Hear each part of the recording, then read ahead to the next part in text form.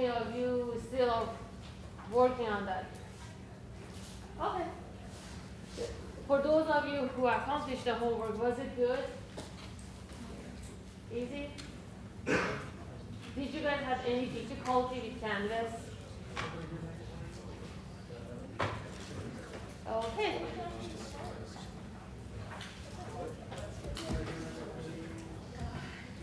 So before we have one more minute till 12:30. Do you guys have any questions about previous lectures? About the course syllabus, schedule? And just a reminder, yes. You said the lab starts January 24th. Exactly, I was just going to say that. So the lab will start next week, from January 24th. So we'll be having all the labs going and running, and I'll come to the lab first session for all the sections to make sure you're aware of all the rules, and I'll also will post the schedule for that. Yes. Sorry, I just wanted to make sure I heard that right. Labs start next week? Yes. Okay, thank you. Yeah. Next week meaning just like next Monday, coming Monday, 24th of January. Any other questions? Anyone? Okay. All of you guys have the handouts and Dale was given before you come to the class. Okay. So for CHEM101, we have like several tutoring opportunities. One of them was like SciPass leaders, and also the other was tutoring that I also included in course syllabus.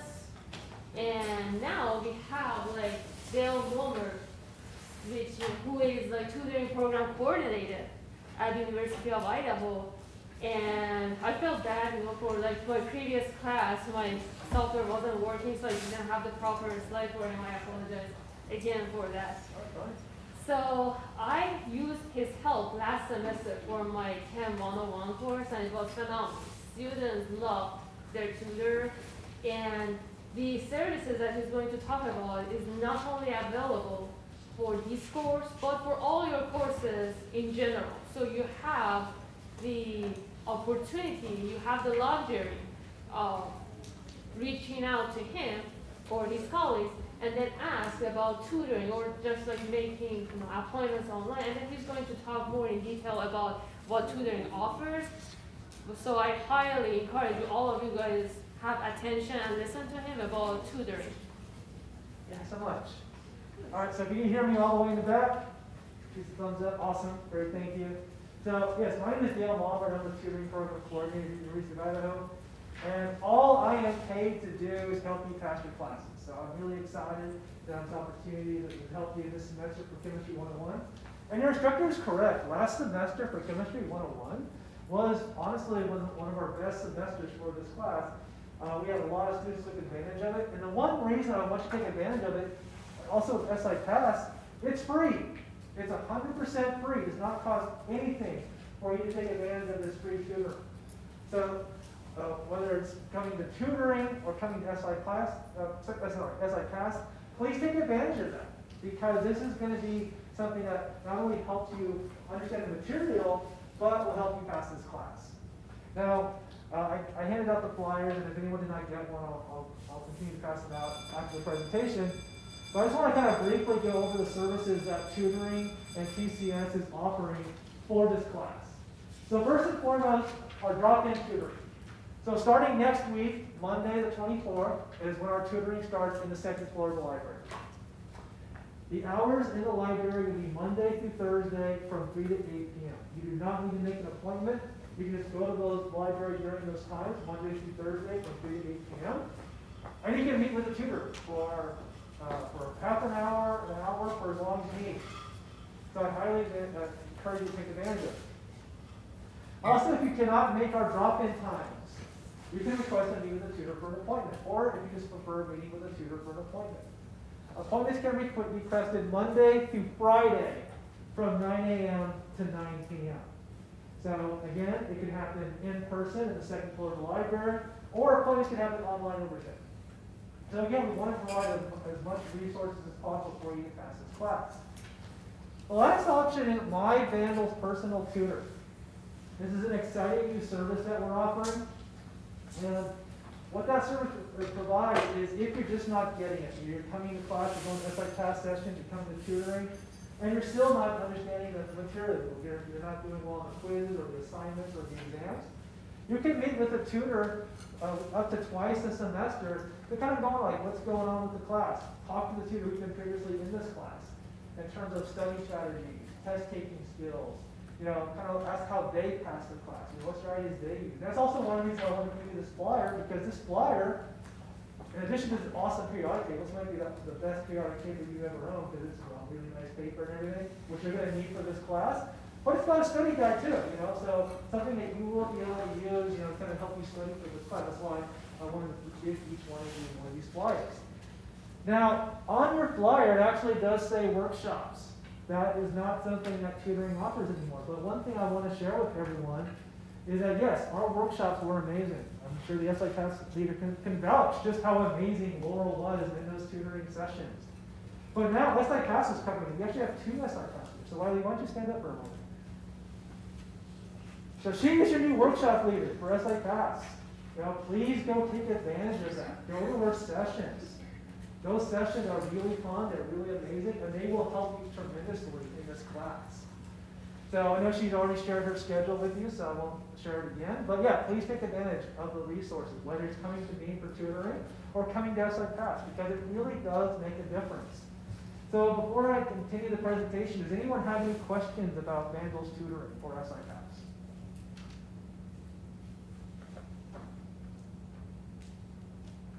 Oh, I can make it easy for me. All right, well, I just want to conclude with this last point. And I can actually vouch for this because of all the students that came for Chemistry 101 last semester for tutoring. They had, the vast majority of them passed the class. There's a lot of them getting not just a C, but a B or an A. And that's one of the things about tutoring, I would say also SI-CAS. We are grade difference makers. Now, we can't guarantee you're going to get an A or a B. However, data has shown conclusively that if you come to tutoring or SI-CAS, you get 1 grade higher than students who never come at all. So think about that. That could be the difference between a B and an A. It could be the difference between a C or a D. So please take advantage. And again, I just want to say it one more time. All the TCS services, SI-CAS, tutoring is free. It does not cost you anything to take advantage of it. So again, our tutoring starts next week, Monday through Thursday from 3 to 8. You have the information on the flyer and also my contact information. Don't hesitate to reach out. And I look forward to seeing many of you starting next week. Thank you. Thank you. You can clap.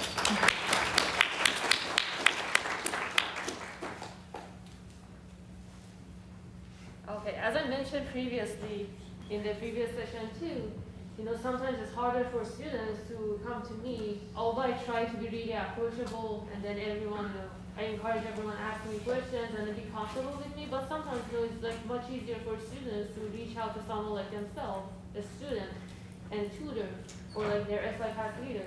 So I really encourage you to schedule appointments with your tutor, and as I told you, as long as you care about this course, you're going to get a good grade. And I guarantee that, if you communicate with me, even if you're struggling with the course, I had several students last semester, they expressed concerns that they think they're failing the course, they had several concerns. And then I guided them to tutoring. They went to tutoring, they tried their best, and then they got a B.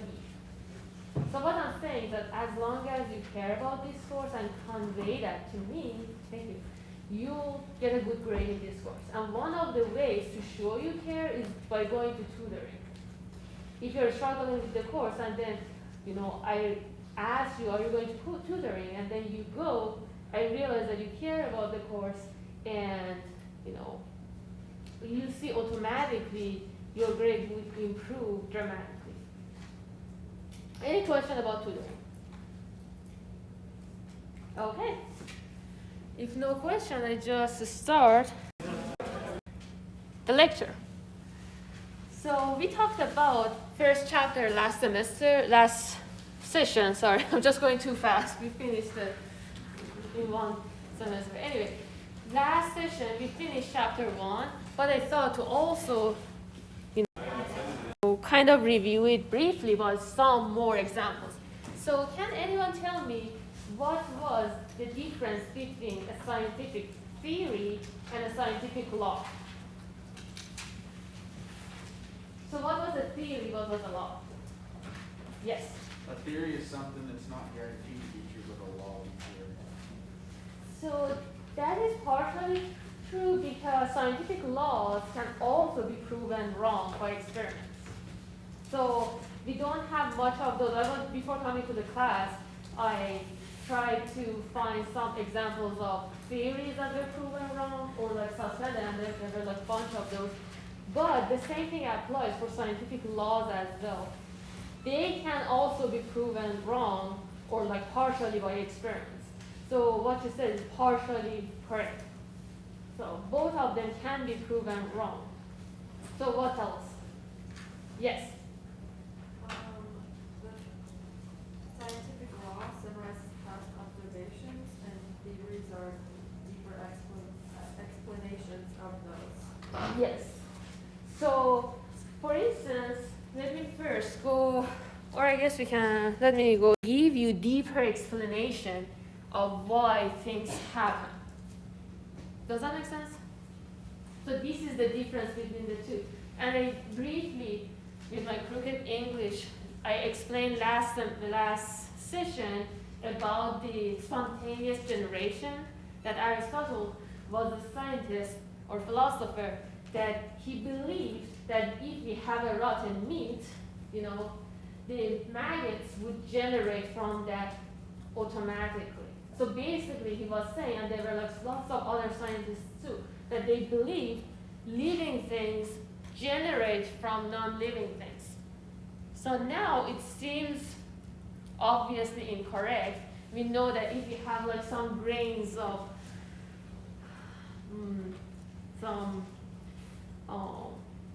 rice or like wheat or some grains, automatically we don't have mice out of them. They don't generate from non-living things, right? Now it seems obvious, but at the time that seemed like a really well-established theory. Now that theory is suspended. And also, as an example of theory that is still correct, is Big Bang theory, right? That the idea of the whole universe being generated from a single point. So remember, all hypotheses, theories, scientific laws, they may be proven wrong. But as your friend mentioned, for scientific laws, we have less examples of those. And as I said, I wanted to have an example of a scientific law that was proven wrong, and I couldn't find a really straightforward one.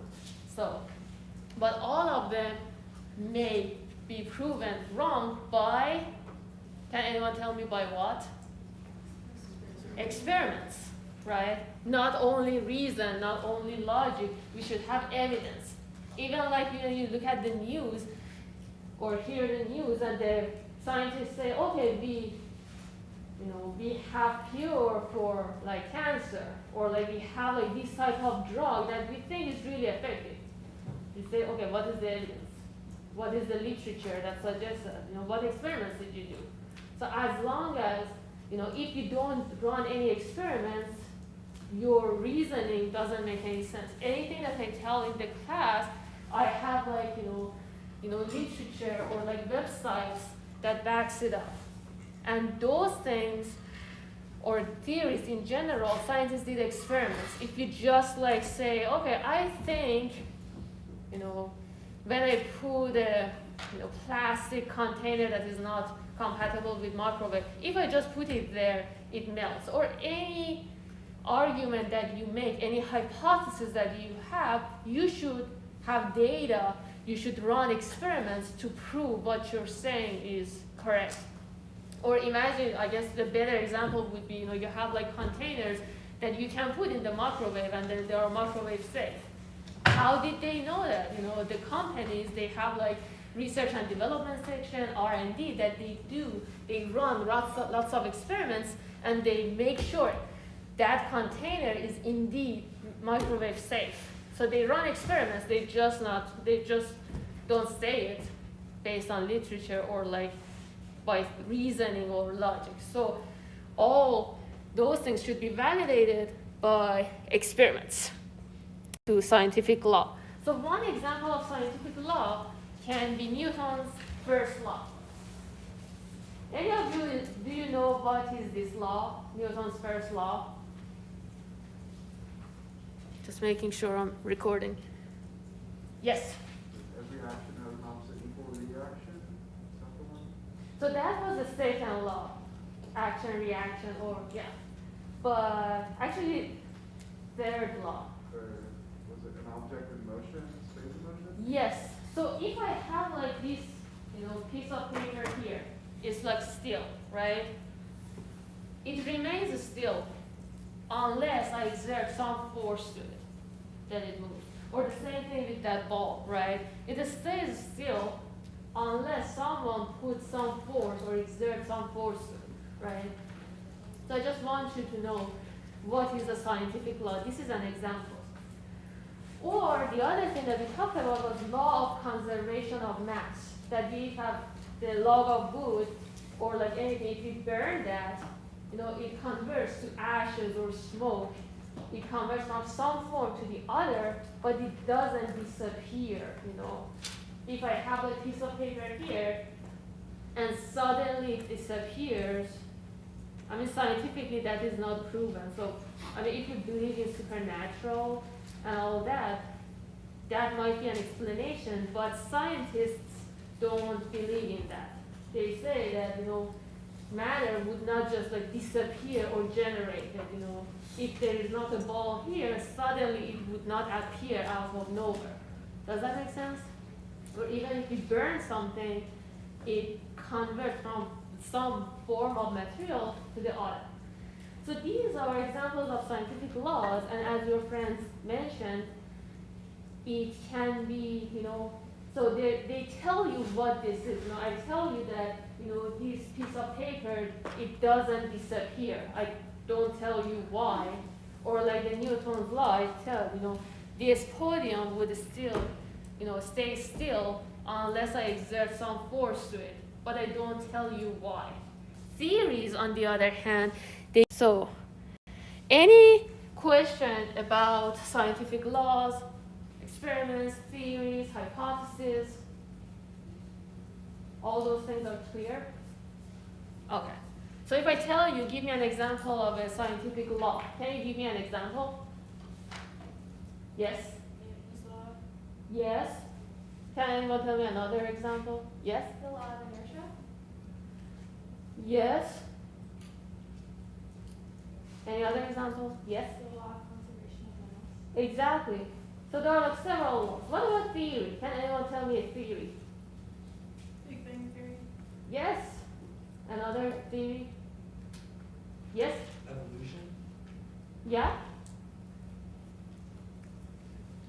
So what are models? Can you tell me another name for models?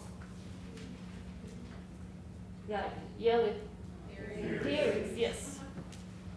And this is, as I said, this is a question I always ask in the exams. So theories are models.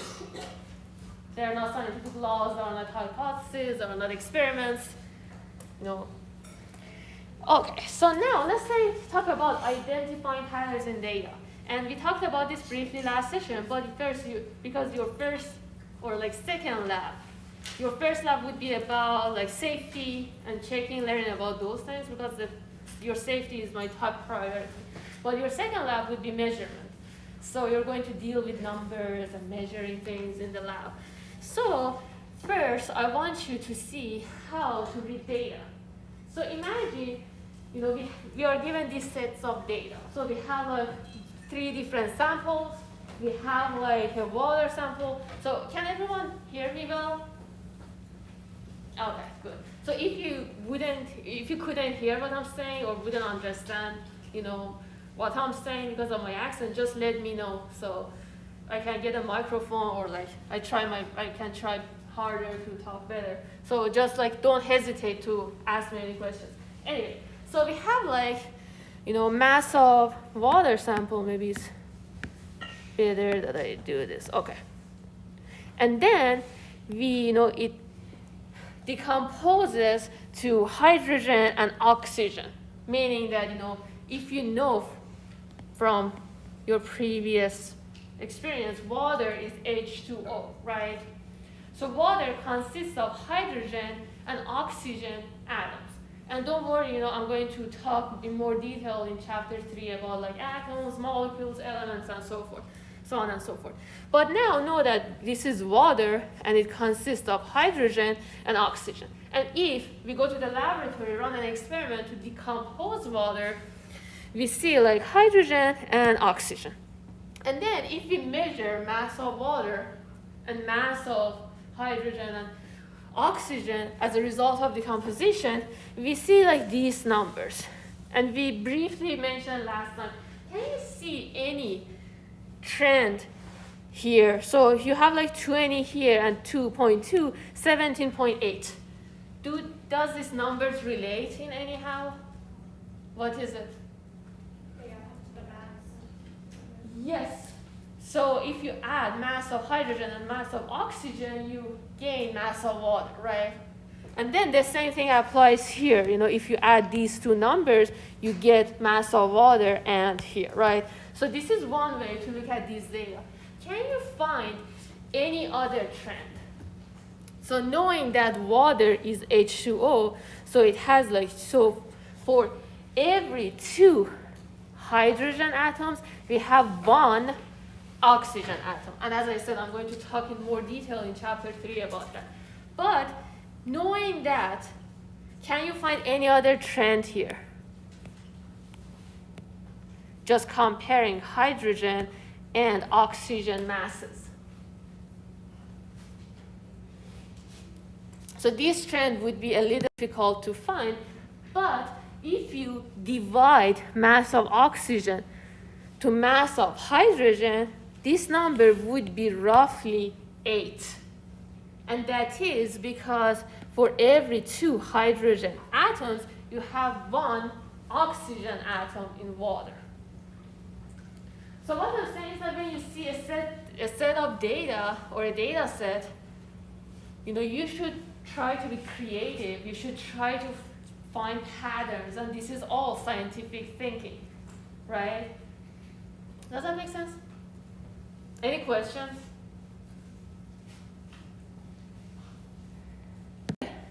So now let's talk about interpreting graphs. Do all of you know how to read graphs? How many of you know how to read graphs? Okay, how many of you partially know, or Okay, so see, in every graph, we have what did I do? Okay, we have an x-axis and y-axis. I shouldn't say all the graphs, but most of the Cartesian graphs that you see, in news or in your books, most of the time, there are Cartesian coordinates that you have an x-axis and y-axis, right? And they are 2-dimensional most of the time, at least in the purpose of what I'm talking about now. So here in the x-axis, you have year, and in the y-axis, you have concentration.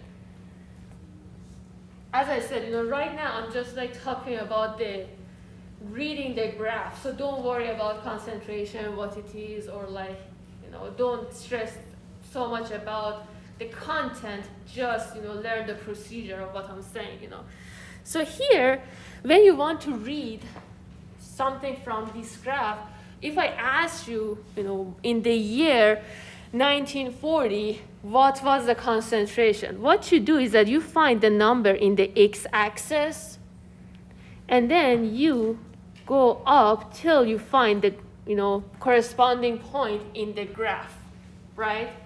And then you draw a horizontal line.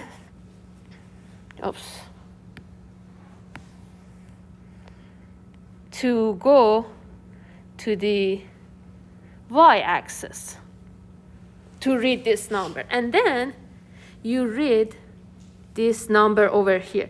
And here, we don't, have a logarithmic scale or something. It's just if this is 300, this is 320, the middle would be 310. Does that make sense? Okay, thank you. So here, we have like 310 here, so roughly this would be like 312, right?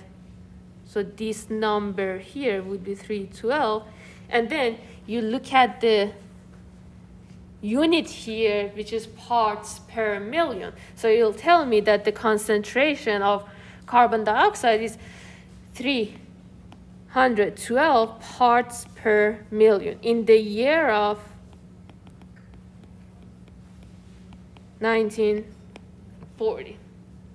So in general, when you want to read something from a graph, you go to the year and then draw a vertical line till you reach that point in the graph, and then draw a horizontal line to find the corresponding number. And it can be the same for, if I tell you in what year the concentration of carbon dioxide was like 360, what you do is that you draw a horizontal line to meet this point in the graph, and then you go down, and then you say, okay, here, the year between 1980 and then 220, what would be in the middle of those two numbers? 2000. Yes. Right? So here would be 1990, right? And then here in the middle would be 1995. So this would be roughly 1994. Does that make sense? Okay. So now I have an exercise here. So can anyone tell me, based on what I just talked about, what was the concentration of carbon dioxide in 1960? So here we have 1960. Is it clear how we find the numbers? It's between 1940 and 1980, and they are divided equally, right? Yes? 318, let's see. So we go here, and then here, yes. So here would be like 310. So here it would be roughly, I guess, 318 parts per million. And I have like in today's lecture that, we always should report the units for whatever we're writing, and then I'll talk about what are units. But remember, when we just write a number, if I tell you, okay, the answer, is 318. If someone walks out of the, come from outside to the class and I say, yes, this is 318. They have no idea what I'm talking about. But if I say, 318 ppm, they know I'm talking about concentration. They still don't know what's concentration of what, but still they know what I'm talking about, right? At least the context. Anyway, so the first one, 318. What was the concentration in 2000? So we agreed this is 2000, right? Here. Can anyone tell me what is this one? 370. Exactly, thank you. Parts per million. How much did the concentration increase between 1960 and 2000? 52. Exactly. So we have like 370 minus 318, right? And yeah, ppm. What is the average rate of increase over this time? Can anyone tell me how to tackle this problem? Yes. You divide 52 by time. Exactly. So when we talk about the rate, it's equivalent to talking about like if we had like a line from like, or a slope rather, from like 1960 here, and then 2000 here, for some reason it switches to the eraser. Okay, if I had a line here, or that connects these two, the slope of this line would be the rate, which is the, concentration here minus concentration here corresponding to this line, right? Divided by the years, or like 2000 minus 1960. So this is like the definition of rate or slope of a line. Is that clear? So the answer would be for D. I have like a record button on the software I'm writing. I'm just trying not to hit that. So 370 minus 318 divided by 2000 minus 1960. And then you put the number in calculator and then get the number. And then if we say, if the average rate increase remains constant, estimate the carbon dioxide concentration in 2030. So if the concentration remains constant and I cannot write more than this on the iPad, but it's as if, we, extend this line. Imagine we have like till 2020 here. Now it says, or I guess rather I should do this. So when it says if the rate remains constant, it means that we can use the same line, right? So if we use the same line, the slope of the line would be the same. So whatever number you find here, you can just use that. Is that clear? So you know how to find the slope of a line, right? When the rate is constant, it means that the slope of this line would be constant. So we can use just this slope that you calculated here, and then for the year 2030, as I said, I don't have like enough space to write it, otherwise I had it like stretched to the right to have like more accurate scale. But for 2030, if I want to find the concentration ppm here, and then I denote that with C while I want to, tackle this problem.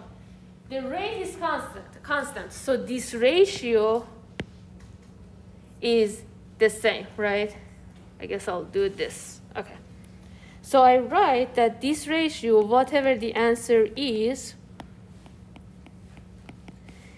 also the slope of this line, right?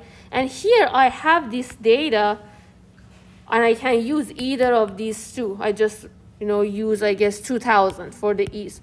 I write 2030 minus 2000, and then for 2030, I want to find the concentration, and for the year 2000, I know the number is 370.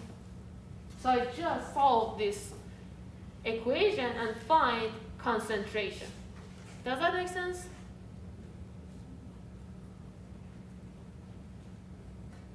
Any question about this? Is that clear? Okay. So to solve this, if you remember, if we want to find C minus 370, it would be this side that we know, basically 370 minus 318 multiplied by 2030 minus 2000 divided by 2000 minus 1960. And then whatever this answer would be, I just call it A as an answer. C would be 370 plus A. So we add 370 to both parts and find the concentration, and the answer would be in ppm. Does that make sense? Any questions? Okay, just ask me anytime if you have any question about how we solve this. But the point here, the important thing is that if the rate is constant, this line would be having the same slope. So you can use the answer for D for the next part. And as I said, these things are really important, not only in your course in Chem 101, but also all other calculations where you'll be dealing with Excel throughout your career. So if you have any questions, just... Okay, now this was a kind of like review recap of the previous chapter. Now I'm going to talk about measurement and problem solving, chapter 2. So to make the class a little more interesting, I have a video. I mean, I don't have it basically, but okay. I had it like just like ready, but it kicked me out of the system. .edu.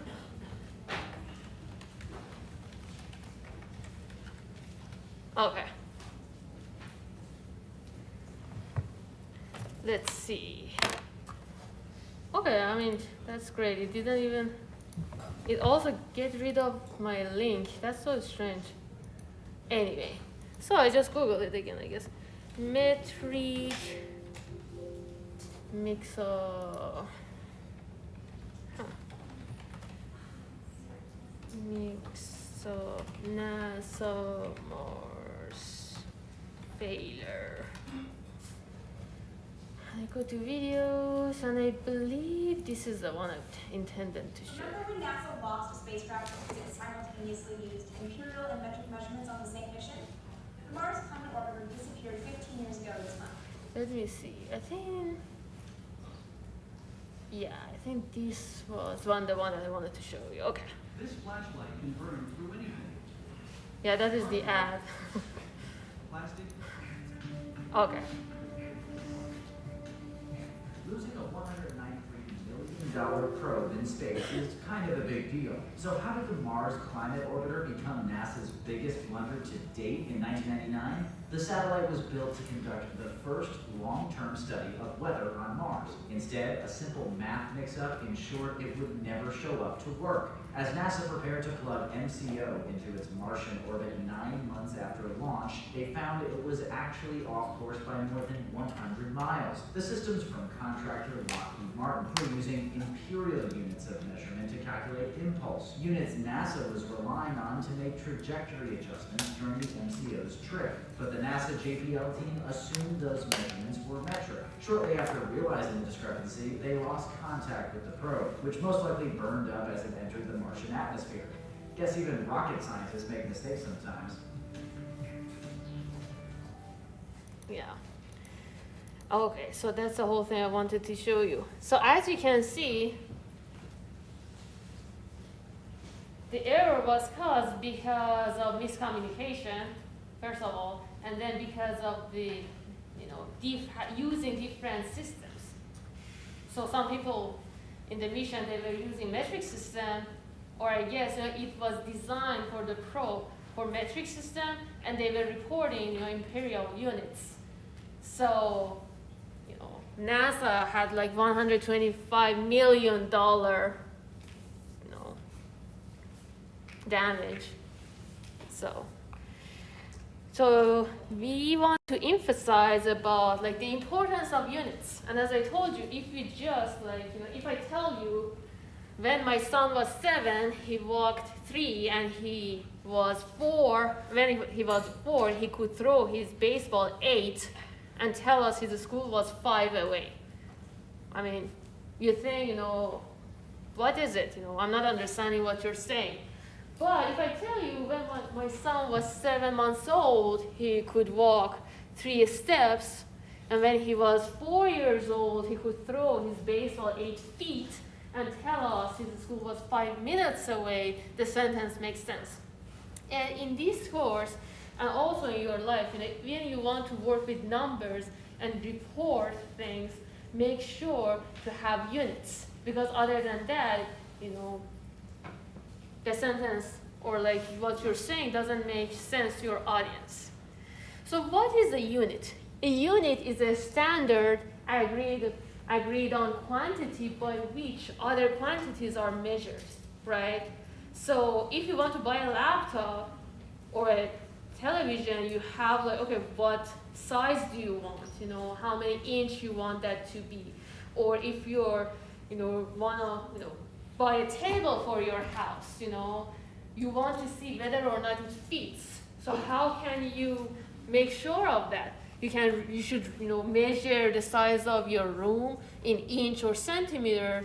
And if you measure in centimeter and then you get it in inch, it might not fit. So it's important to make sure of the unit. So, and I'm going to ask you about the definition of unit and kind of like what I'm just talking about, you know, true or false sentences in the exam and also your homework. So is it clear what is a unit? Can anyone tell me what the definition of a unit? Agreed upon quantity by which other quantities are measured. Yes. Anyone else wants to tell? Anyone? As I told you, I'm devoting, you know, grades or extra grades to course participation. What is a unit? Anyone? It's a standard of uniform quantity by which the quantities are measured. Yes. Okay. So now we want to talk about basic units of measurement. So we have like two common systems, as it was mentioned in the video too. So we have like metric system and we have English system. So you guys probably are most familiar with English system that you use like foot or like yard, inch, pounds, you know, feet, you know, in general, right? And we have like a metric system that, you know, it uses like centimeters, meters, kilogram, right? And except United States, most of the world, they're using metric system. And we call this international system that uses metric system as SI units, basically international system of units. But in United States, English system is more common. But the rest of the world, they're using SI units. So, and this is something, you know, I always, when I look at the, you know, weather, I check the weather in Celsius because I'm more used to Celsius, right? And, you know, most people, you know, they say, you know, okay, the weather is this much Fahrenheit. Why are you reporting? Why are you saying Celsius? I'm not sure how much Celsius is, right? So, as I said, for instance, in Iran or like most of the world, they're using metric system, but in America, you know, Fahrenheit or like English system in general is more common. But you should be able to convert those to each other as we go along, you know, progress with the course. I'll talk about like how to convert them to each other. But as of right now, is it clear what is metric system? So if I tell you SI system uses English units, true or false? Or if I tell you that English system uses Celsius, kilogram, and centimeter, right? So make sure that you have like these differences distinguished. And we have like base units.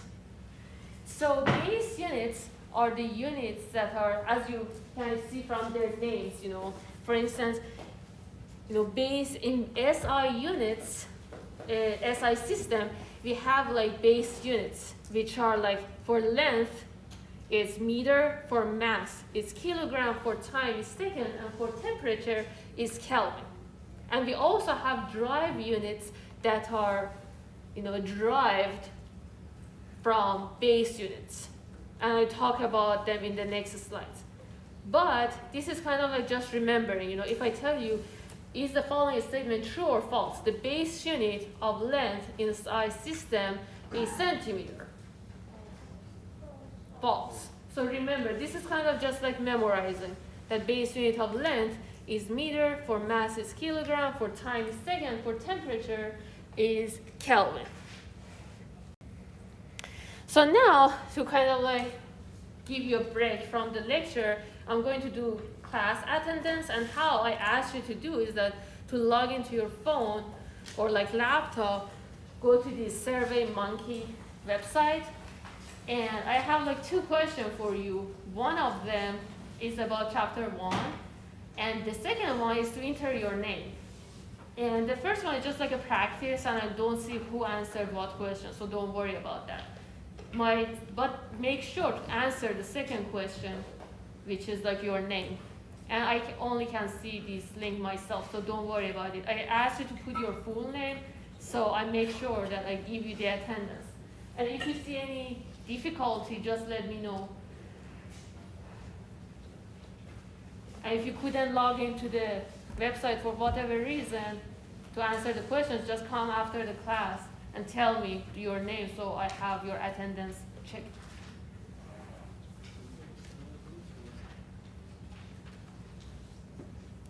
So here is the link. Everyone see it?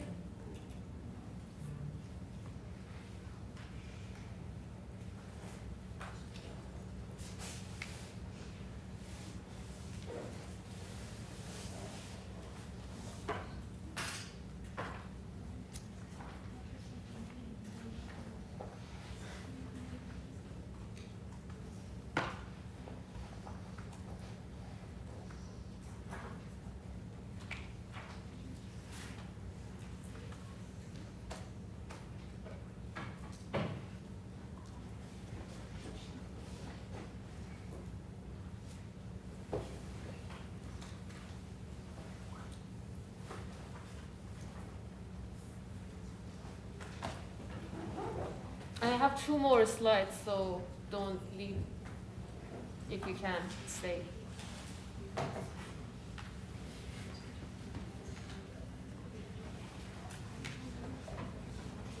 So everyone done with the attendance, or you guys are still working on it? Okay. Did you want us to stay after we did that? So I have 5 more minutes, or 4 more minutes. So I have 2 more slides to go through. So if you guys can stay.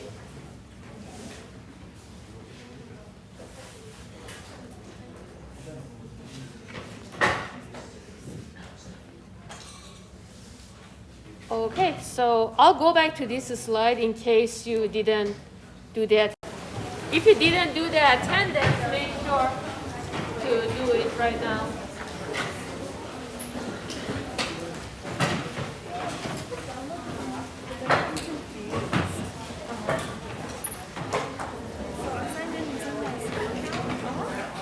You don't have to sign, it's just you didn't let me.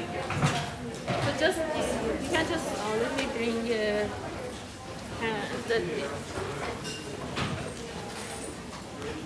can you just email me after this and then you say just do that? What is it? Whiteboard? Okay, just tell me that you got it and then I'll have it check. Don't worry about it. You have the slides on your website, so I'll check it out then too. Okay, good. Thank you. Yeah, no, I figured meet yesterday. Yes, Alex? okay. But there's not much for me. Just email you if it's not. Yeah. Yes, somebody did. Timothy? Okay. My question, so in the February, the very last and then the first week of March, it's Saturday, is it just I'm not gonna be able to hear in that class. So there's Is there some any questions way that are I based can on it, zoom which in there's or if there's gonna be lecture, exams or things, is there any way I can do them before? So do you have like that sort of I'm not too sure, I just know I've looked that far, which is sick the last so I just wanted to let you know ahead of time and see if that was gonna be something that would be detrimental to my grade, just getting a fail. So just email me beforehand and talk about absence excuse. So if it's during an exam time, just ask your academic advisor to send me a letter and I schedule make-up exam. Okay, thank you so Don't worry much. about it. Yeah, thank you. I was just giving you a heads up on Monday, I'm gonna be late to class because I have to go to the DMV and I'm supposed to answer the next week. Okay, don't worry. Okay, I just Just wanted to make if sure. you couldn't make it, just email me in advance letting me know. And then you have, just make sure to watch the lecture online if you couldn't come to the class. Okay, if that's gonna be an excuse after. Yes, yeah, just email me. Yeah. Alright, thank you. Of course. Hello. I'm not able to find that. Okay, no worries. So what is that? Ashley, what is it? Okay, can you also email me and letting me know? Okay. Yeah, so I have everything, my spreadsheet in front of me, so I make sure that I have your attendance checked. Okay, got it. Okay, thank you. Same thing, I heard what you said, so you don't have to say it again. But you kept talking about your accent, but where are you from? So I'm Iranian. Nice. Just That's fun. attendance. So one thing about SI units is that they have, or we can use prefix multipliers. For instance, we said the base unit for length is meter, but we also have centimeter, we have millimeter, we have nanometer, you know. And I will ask you these numbers in the exam. And I try my best to teach you well now so you remember those. So when you want to buy a flash drive or hard drive, you see the capacity. Some of them are terabyte, right? So tera means 10 to the power of 12. Or they can be gigabyte, so which is like 10 to the power of 9, or megabyte, 10 to the power of 6. And I expect you to memorize these numbers, especially the things that I'm just going through now. Or like when you want to buy some, oranges or like any fruits or vegetables, the scale can be in like kilogram, which is 10 to the power of 3 gram again. And the base unit of mass is kilogram. Don't be confused or don't think that it's gram. So make sure to know that well. And then this is hecto, which is like 100. Deca is like a decade, basically 10 to the power of 1, right? So remember decade, right? So deci is 10 to the power of -1. So from now on, we have like negative powers, right? So milli, like millimeter, right? Or milligram is 10 to the power of -3. Or like microgram, 10 to the power of -6, right? Or nano, do you know about nanotechnology? Nanotechnology is a science that deals with really small particles. Basically, the order of them are like 10 to the power of -9. And pico is 10 to the power of -12.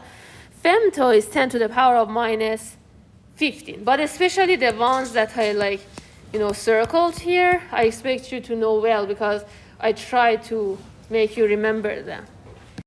And, as I mentioned briefly, we have derived units that they are formed from other units.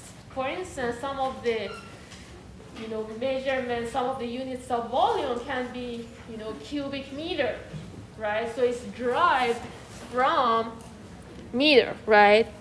And then you know that volume is a measure of space. And I'm going to give you that during your homework assignment, And then any unit of length, if you raise to the power of 3, becomes a unit of volume. So cubic meter, cubic centimeter, cubic millimeter are all units of volume. And we also use liter and milliliter. And I was telling a student which of the following is not a derived unit. Cubic centimeter, cubic meter, and we talked about density next session, on density and, meter. And some of the students mistakenly would say meter. So derived units should be derived from basic units. Remember it. I guess I just stop here and let you guys move on with your life.